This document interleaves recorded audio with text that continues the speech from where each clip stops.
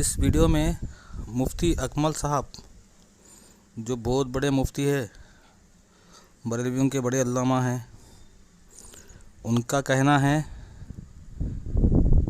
کہ کتوں کو پالو، کتوں کو موٹا تازہ کرو اور ان کتوں کو چائنا کو بھیج دو کیونکہ چائنا والے کتے کھاتے ہیں۔ ایک ہی اور پھر کویسچن تھا، ہماری دوست نے پوچھا تھا کہ یہ آج کل کتے بہت زیادہ گلیوں کے اندر ہو گئے ہیں تو کیا ہم ان کتوں کو مار سکتے ہیں؟ وہ کاٹتے تو نہیں، ان کو کہنے کے مطلب تھا، انہوں نے بتایا کہ کاٹتے تو نہیں ہیں لیکن کہیں جگہ جگہ گندگی کر دی اور بچے آتے ہیں اسکول تو خوف زدہ ہو جاتے ہیں کہ ہمیں کاٹ نہ لیں، تو کیا ایسے کتوں کو مارنا شرعاً جائز ہے؟ دیکھیں، جواب یہ ہے کہ مخلوق خدا کو بغیر کسی شرعی حاجت کے مارنا شرعاً صحیح نہیں ہے۔ اگر وہ کاٹ نہیں رہے تو پھر تو وہ موذی نہیں ہے، اور موذی نہیں ہے تو خواہ مارنا شرعاً جائز نہیں۔ ہاں، یہ کر سکتے ہیں، پکڑ کے کہیں اور چھوڑ دیں۔ اور اگر ہماری گورنمنٹ آف پاکستان ہم جیسے عاجز شخص کی ایک رائے قبول کر لے، ان سب کتوں کو جمع کریں، ایک فارم ہاؤس بنائیں، ان کو نہلائیں دھلائیں، اچھا کھلائیں، زبردست قسم کا صحت بنا دیں ان کی، اور پھر آپ چائنا سے ایک ایگریمنٹ کریں ایکسپورٹ کا، کتوں کی ایکسپورٹ کریں، کیونکہ چائنا جو ہے وہ کتے وغیرہ کھاتے بھی ہیں، وہ جو یوز کرنا چاہیں۔ مجھے اچھا امید ہے کہ آپ کے سستے کتے بڑی خوش دلی کے ساتھ لیے جائیں گے۔ فیمیلز اپنے پاس رکھ لیں، ان کی بریڈ کروائیں، اور سالانہ لاکھوں کتے جو ہیں جو محلوں میں، وہ بھی سب ادھر آ جائیں گے تو محلے پاک ہو جائیں گے، خطرات ختم، اور ایک اچھی آپ کی تجارت معرض وجود میں آ جائے گی۔ اور فقہ حنیفی میں کتے کی سیل پرچیز بالکل جائز ہے، اور اس سے جو کسب ہوتا ہے وہ طیب اور حلال ہے۔ تو لہٰذا اگر یہ سمجھ میں آئے، پرائیویٹ سیکٹر کو ذمہ داریاں دے دیں، ان کے لیے ایکسپورٹ آسان کر دیجئے، پھر دیکھیں کتے ہمارے یہاں سے ایکسپورٹ ہوں گے، اور ہمارے یہاں کتوں کو تو ویسی بڑی برکت ہے، ایک ایک کتیا 6 بچے دے رہی ہے، گلیاں بھری پڑی ہیں کتوں سے، آپ یہ دیکھیے، ان کو سب کو ایکسپورٹ کر دیں۔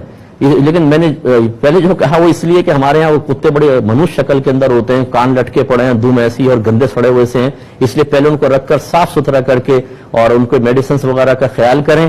یہ بہترین آپ کے پاس مفت کا ایک سرمایہ ہے جس کو آپ باہر ایکسپورٹ کر کے بہت اچھا کما سکتے ہیں۔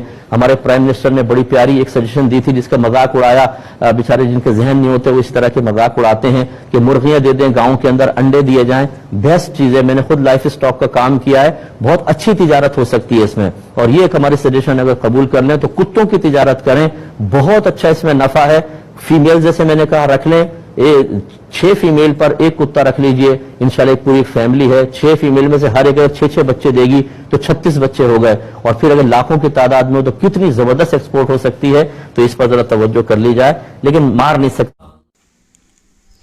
السلام علیکم ورحمۃ اللہ وبرکاتہ۔ اس ویڈیو میں مفتی اکمل صاحب جو بہت بڑے مفتی ہے، بریلویوں کے بڑے علامہ ہیں، ان کا کہنا ہے کہ کتوں کو پالو، کتوں کو موٹا تازہ کرو اور ان کتوں کو چائنا کو بھیج دو کیونکہ چائنا والے کتے کھاتے ہیں، اور کتوں کو بیچنا یہ فقہ حنفی میں جائز ہے۔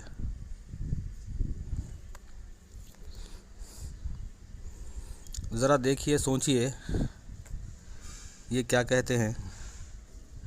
کتوں کو پالو، کتوں کی پرورش کرو اور کتوں کو چائنا والوں کو بیچو کیونکہ چائنا میں کتا کھانا جائز ہے، لہذا ہمارے فقہ حنفی میں بھی کتا بیچنا جائز ہے۔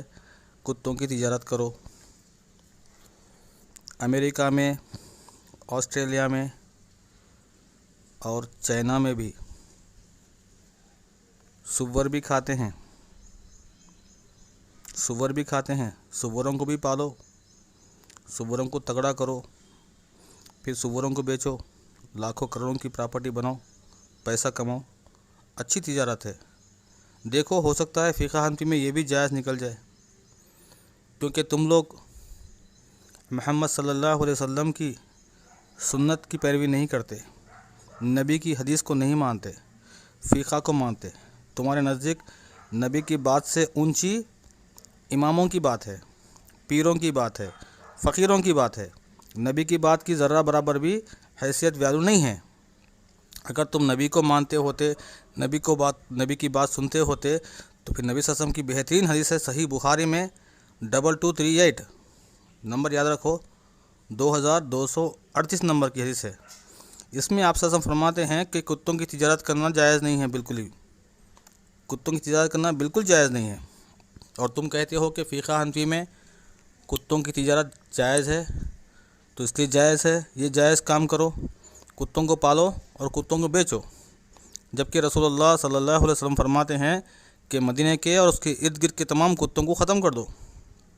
لیکن تم لوگ تو کہتے ہو کہ کتوں کو بیچو، مال کماؤ، دولت کماؤ۔